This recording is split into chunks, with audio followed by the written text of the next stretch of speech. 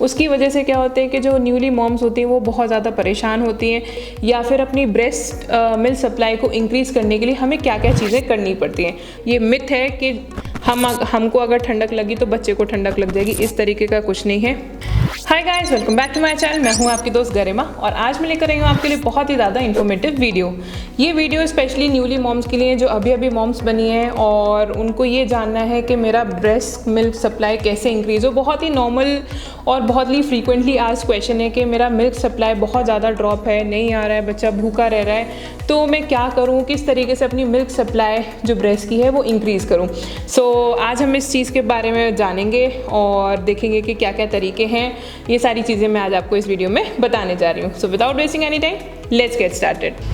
So friends, जैसे ही delivery होती है तो उसके बाद में आपको तो पता ही है कि जब डिलीवरी होती है, चाहे नॉर्मल डिलीवरी हो या सी सेक्शन हो, तो बॉडी बहुत ज़्यादा स्ट्रेस और पेन में से गुजरती है। जब बॉडी बहुत ज़्यादा स्ट्रेस और पेन में से गुजरती है और जब आप बेबी को डिलीवर करते हैं तो उसके बाद में एक नमनेस आ जाती है, इतना पेन होता है कि आपको फिर कुछ फील होना थोड़े टाइम के लिए बंद हो जाता है। सो यूजुअली क्या होता है, जब बेबी बॉर्न होता है तो कुछ मदर्स में देखा गया कि 2 से 3 दिन जो मिल्क सप्लाई होती है, ब्रेस्ट मिल्क सप्लाई होती है, वो रिलेटिवली कम होती है या बहुत कम है ना दूध निकल रहा होता है। उसकी वजह से क्या होता है कि जो न्यूली मॉम्स होती हैं वो बहुत ज़्यादा परेशान होती हैं कि अब तो मेरे बच्चे को सिर्फ ऊपर का टॉप मिल्क ही लेना पड़ेगा, मैं ब्रेस्ट फीड नहीं करा पाऊँगी, पता नहीं कितने दिन तक नहीं करा पाऊँगी, क्या मैं करा भी पाऊँगी नहीं करा पाऊँगी। इस तरीके के बहुत क्वेश्चन चल रहे होते हैं एंड वो उनको और ज़्यादा स्ट्रेसफुल कंडीशन में लेकर आते हैं। एक तो आपने बेबी डिलीवर किया, उसकी वजह से आपकी बॉडी एक अंदर पेन में गुजरी है, और फिर उसके बाद में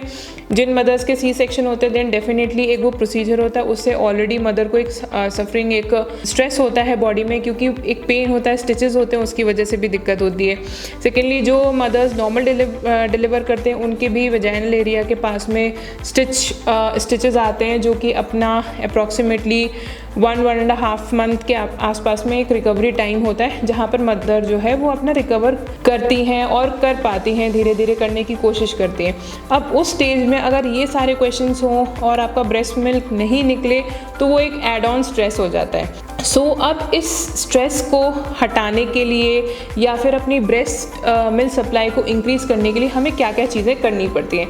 सो सबसे इम्पॉर्टेंट चीज़ है जो है number 1, that is skin to skin, यानी कि अपने बेबी को अपनी स्किन से बिल्कुल लगा कर रखें, उसको ज़्यादा टाइम दें, अपने साथ में डिटैच होके ना लिटाएं। यूजुअली क्या देखा गया है कि जैसे ही मदर को लेकर आते हैं, रूम में शिफ्ट करते हैं, तो बेबी को एक क्रेडल में, हॉस्पिटल वाले जो होते हैं वो एक क्रेडल में बेबी को साइड में लिटा देते हैं। उसके बाद में फैमिली मेम्बर्स क्या करते हैं, बेबी को खिलाया, उसको दूध वगैरह पिलाया, टॉप मिल्क पिलाया। अगर मदर का थोड़ा बहुत आ रहा है तो उससे बेबी फुलफिल नहीं हो पा रहा, उसका पेट नहीं भर पा रहा है, तो थोड़ा बहुत 2, 4, 5 बूंद वगैरह अगर मदर की निकल रही हैं, वो भी बहुत स्ट्रेस से, देन फिर उसके बाद में बच्चे को टॉप मिल्क ही पिलाया जाता है हॉस्पिटल में, और फिर उसके बाद में बेबी को जो है वो साइड में मदर के लिटा दिया जाता है। मदर के साइड में यानी कि क्रेडल में सेपरेटली लिटा दिया जाए, जिससे कि मदर जो है वो आराम से सो सके, रेस्ट कर सके।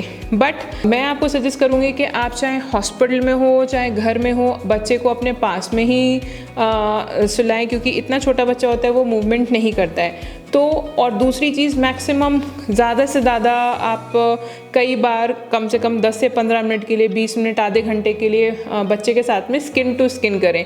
स्किन टू स्किन का मतलब ये है कि आपकी जो स्किन है और बच्चे की स्किन जो है वो अटैच्ड रहे, बच्चा आपके हार्ट के पास में, आपके सीने से लगा रहे। तो उससे क्या होगा, उससे 2 फ़ायदे होंगे। एक तो बच्चे को बहुत रिलैक्स्ड और बहुत कोजी फील करता है, डरता नहीं है। सेकेंड चीज़ ये होती है कि ऑक्सीटोसिन लेवल, यानी कि एक लव हार्मोन्स होते हैं, ऑक्सीटोसिन लेवल इंक्रीज़ होते हैं। ये हार्मोन इंक्रीज़ होना बहुत ज़्यादा ज़रूरी है, क्योंकि यही हार्मोन जो हैं वो आपको हेल्प करेंगे। जैसे ही आपको ऑक्सीटोसिन लेवल इंक्रीज़ होगा तो आपका ऑटोमेटिकली जो ब्रेस्ट मिल्क सप्लाई है वो इंक्रीज़ होगी। ब्रेस्ट मिल्क हार्मोन्स पर बहुत ज़्यादा डिपेंडेंट होता है। अगर आपके ऑक्सीटोसिन लेवल्स हाई होते हैं, ब्रेन के पास में सिग्नल जाता है कि ठीक है, now I am relaxed, I am happy, तो जब वो हैप्पी हार्मोन्स रिलीज़ होते हैं तब ऑटोमेटिकली आपकी जो ब्रेस्ट है वो मिल्क प्रोड्यूस करना शुरू कर देती है। तो हमें बहुत इंपॉर्टेंट है कि स्किन टू स्किन बहुत ज़रूरी है, और जब बच्चा पास में होता है तो ऑटोमेटिकली आपको वो बहुत ज़्यादा हैप्पी फील करवाता है। Second thing is breast feed more often, यानी कि आपको बार बार बच्चे को हर थोड़ी देर बाद में, 1 घंटे बाद में, 1.5 घंटे बाद में उसको अपनी ब्रेस्ट ऑफर करनी ही करनी है। ऐसा नहीं है कि बच्चे को है ना, आपने अगर आपको दूध नहीं निकल रहा तो आपको ये है कि मैं अपनी जो ब्रेस्ट है वो उसको सक नहीं कराऊंगी, ऐसा बिल्कुल नहीं है। अगेन आपको ब्रेस्ट फीड ज़रूर कराना है, क्योंकि जब बच्चा जो है ब्रेस्ट आपका सक करेगा उससे अगेन हॉर्मोन्स रिलीज होंगे एंड उसकी वजह से मिल्क सप्लाई ऑटोमेटिकली इंक्रीज होगा। तो ब्रेस्ट फीड करवाना बहुत ज़्यादा ज़रूरी है। अगर नहीं भी निकल रहा है तो थोड़ी देर के लिए 10 मिनट एक ब्रेस्ट पे, 10 मिनट एक ब्रेस्ट पे, इस तरीके से कराकर एंड देन फिर उसके बाद में अगर बच्चे का पेट नहीं भरा है तो फिर आप टॉप मिल्क ऑफर कर सकते हैं, क्योंकि बच्चे को डेफिनेटली भूखा नहीं रखा जा सकता। थर्ड पॉइंट इज़, अगर आपने बच्चे को दूध पिला दिया और फिर उसके बाद में आपको लगता है कि आपकी ब्रेस्ट जो है उसमें आपको थोड़ा फीलिंग लग रहा है कि ठीक है मेरी ब्रेस्ट में मिल्क हो गया है, तो आप ब्रेस्ट पंप का इस्तेमाल कर सकते हैं। ब्रेस्ट पंप को किस तरीके से यूज़ करना है, कौन सा ब्रेस्ट पंप सही रहेगा, उसकी डिटेल्स मैं आपको डिस्क्रिप्शन बॉक्स में शेयर कर दूंगी। मैंने उसके ऊपर ऑलरेडी वीडियो बना के रखी हुई है। मार्केट में 2 तरीके के ब्रेस्ट पंप्स आते हैं, एक इलेक्ट्रिक आता है, एक मैनुअल आता है। आपको जो सूटेबल लगे, आपकी पॉकेट जिस ब्रेस्ट पंप के लिए अलाउ करे, आपको जितनी ज़रूरत है ब्रेस्ट पंप की उस हिसाब से आप अपनी ज़रूरत के हिसाब से दोनों में से कोई सा भी चूज़ कर सकते हैं, सेलेक्ट कर सकते हैं एंड ब्रेस्ट पंप कर सकते हैं। सो जैसे कि आधे घंटे पहले आपने बच्चे को दूध पिलाया, अब आपको लग रहा है कि फुल है, तो आप पंपिंग कर लीजिए और फिर उस दूध को आप फ्रिज में रख सकते हैं। जब बच्चा जगे नॉर्मल टेम्परेचर पर लेकर आइए एंड देन फिर उसके बाद में आप बेबी को फीड करा सकते हैं। तो मिल्क जो आपने स्टोर किया है उसको नॉर्मल टेम्परेचर पे कैसे लाना है उसके ऊपर ऑलरेडी मैंने वीडियो शेयर की हुई है, मैं डिस्क्रिप्शन बॉक्स में उसका लिंक शेयर कर दूँगी। फोर्थ इंपॉर्टेंट पॉइंट है कि आपको दोनों ब्रेस्ट से बच्चे को फीड कराना है, यानी breast feed with both sides. ऐसा नहीं है आपको अभी अपनी सपोज लेफ्ट साइड की ब्रेस्ट जो है वो हैवी लग रही है और आपको लग रहा है कि ठीक है इसमें मुझे मिल्किंग ज़्यादा हुई है, ब्रेस्ट मिल्क ज़्यादा है, तो मैं उसी से ही फीड कराती हूँ। दूसरे में मेरे को फुलफिलिंग नहीं लग रहा, नहीं है ब्रेस्ट, नहीं दूध निकल रहा है, तो मैं उस तरफ से पिलाती हूँ। बिल्कुल गलत है, आपको दोनों ब्रेस्ट से बच्चे को दूध पिलाना है, दोनों ब्रेस्ट बच्चे को ऑफर करनी है। वो वहाँ से सक करेगा तो दूसरी जो ब्रेस्ट का जो मिल्क सप्लाई है वो अपने आप ऑटोमेटिकली इंक्रीज होगा। Fifth point is take good care of your diet, very essential, very important. आपने बच्चे को स्किन टू स्किन करा दिया, दोनों ब्रेस्ट से फीड करा दिया, थोड़े टाइम इंटरवल्स के बाद में उसको ब्रेस्ट बहुत फ्रीक्वेंटली ऑफर की, आपने ये सारे काम किए, आपने पंपिंग भी कर ली, बट अगर आपकी डाइट प्रॉपर नहीं है तो डेफिनेटली वो डेफिशिएंसी जो आपके अंदर है, आप ये चाह रहे हैं कि जो मेरा बेबी फैट जो इंक्रीज़ हुआ है मैं तुरंत उसको लूज़ कर लूँ बाय ईटिंग लेस, इस तरीके से आपको नहीं करना। न्यूट्रिशनल फूड ज़्यादा खाना है जिससे कि जो आप खाएंगे वही बच्चे को लगेगा। सो इम्पॉर्टेंट है अपनी अगर ब्रेस्ट मिल्क सप्लाई को भी बढ़ाना है तो आपको ग्रीन वेजिटेबल्स ज़रूर अपनी डाइट में इंक्लूड करना है, प्रोटीन इंक्लूड करना है। आपको दूध, दही और कर्ड यानी डेयरी प्रोडक्ट्स, अगर आपको फील होता है कि अगर आपको दही नहीं खाना है तो अपनी बॉडी जो आपको बॉडी डिमांड करी उस हिसाब से आप अपने डेयरी प्रोडक्ट्स ले सकते हैं। आपको दूध डेफिनेटली लेना है।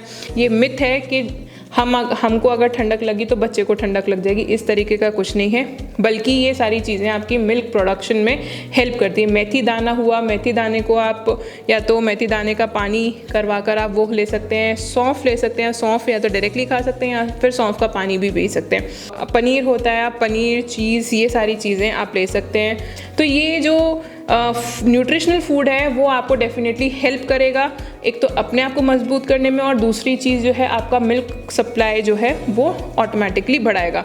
ग्रीन वेजिटेबल्स को डेफिनेटली मत भूलिए, प्रोटीन डेफिनेटली लीजिए, क्योंकि ये चीज़ें जो हैं वो मिल्क सप्लाई को बूस्ट करने में, इंक्रीज़ करने में बहुत ज़्यादा बेनिफिशियल होती हैं।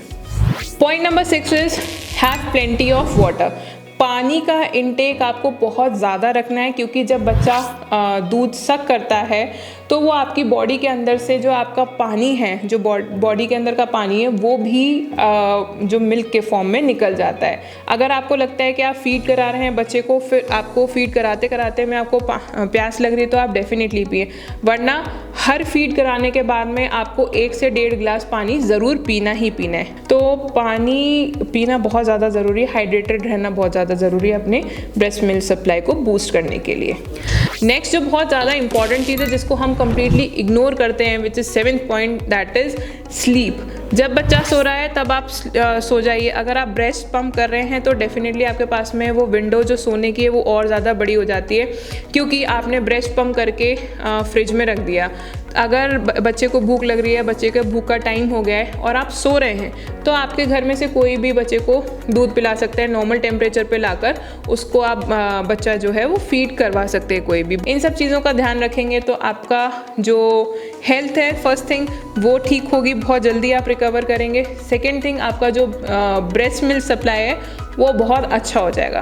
सो फ्रेंड्स, होप आपको मेरी वीडियो पसंद आई होगी। प्लीज़ लाइक एंड शेयर करना ना भूलें, चैनल को सब्सक्राइब ज़रूर करें एंड मेरे साथ में कमेंट्स ज़रूर शेयर करें। मैं कोशिश करूँगी कि आपके कमेंट्स का जवाब मैं जल्द से जल्द दूँ। So then see you soon in the next video. Thank you.